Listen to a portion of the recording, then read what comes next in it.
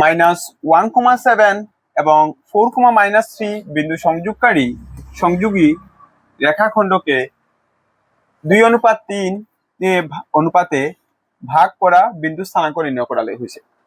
মানে আমাদেরকে কি কি দেওয়া আছে?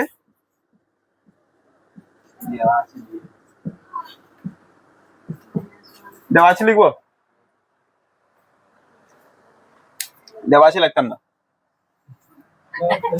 আমার যেগুলা স্থানাঙ্ক দিছে রেখাখণ্ডটা, এটাকে আমি মনে করে লিখবো,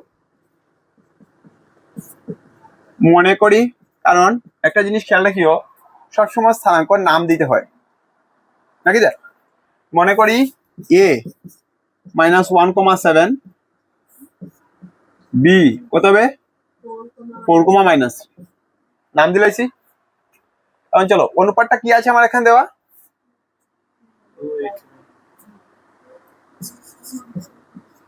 m1 m2 কত দেওয়া আছে গো? 2:3।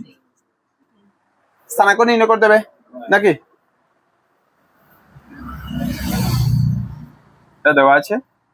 আর ছেদবিন্দুর স্থানাঙ্ক বার করতে হবে না, বিন্দুর সংযোগকারী রেখাখণ্ডকে অনুপাতে ভাগ করা বিন্দুর স্থানাঙ্ক। হ্যাঁ,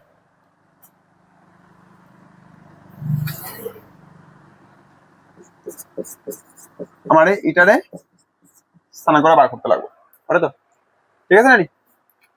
এখন চলো আমরা এখন জানি কেমনে করতে লাগবে এটা। ছেদবিন্দুর স্থানাঙ্ক আমরা কেমনে বার করতে পারি? p of xy কেমনে বার করবো? কেন রাখো? নিয়ম কিতা আছে? নিয়ম কিতা আছে? হ্যাঁ, m1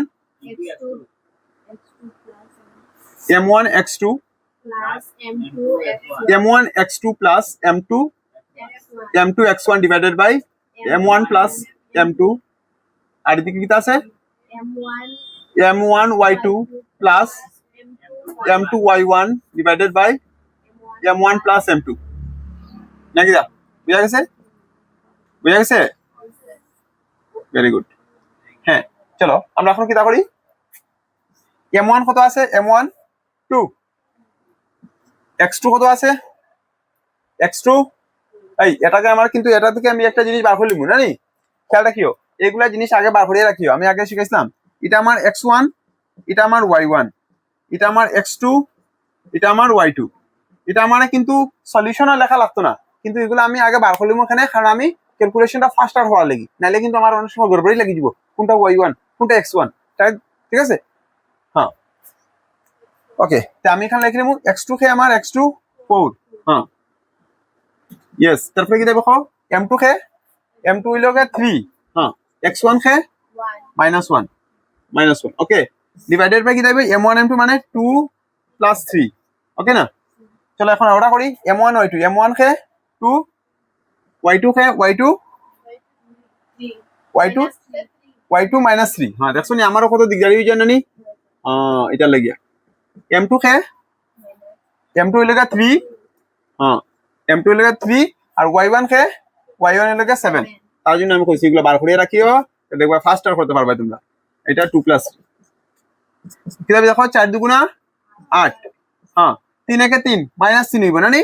প্লাস মাইনাসে -3 divided by 5 -6 plus 21 divided by 5 কি হবে দেখো, 8 থেকে 3 গেলে গিয়া 5 ডিভাইডেড বাই 5, এদিকে প্লাস মাইনাসে -21 থেকে 6 গেলে গিয়া 25, সরি কত হইব 15 না?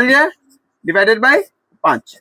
চলো কাট করলি 5 একে 5 আর এটা কি দেব যে 3 5 15। ওকে, দেখছো নি? হ্যাঁ, দেয়ারফর লিখলি ভাই। তারপর এখানে আমরা লিখলিম, এখানে আমার জায়গা হইছে না, লিখলিম যে কিটা লিখলিম যে দেয়ারফর ভাগ করা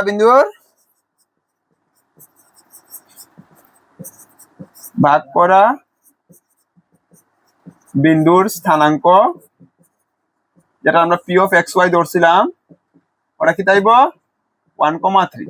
বুঝা গেছে নি? ইজি আছে না? ইয়েস, করতে পারবা তোমরা আরামসে।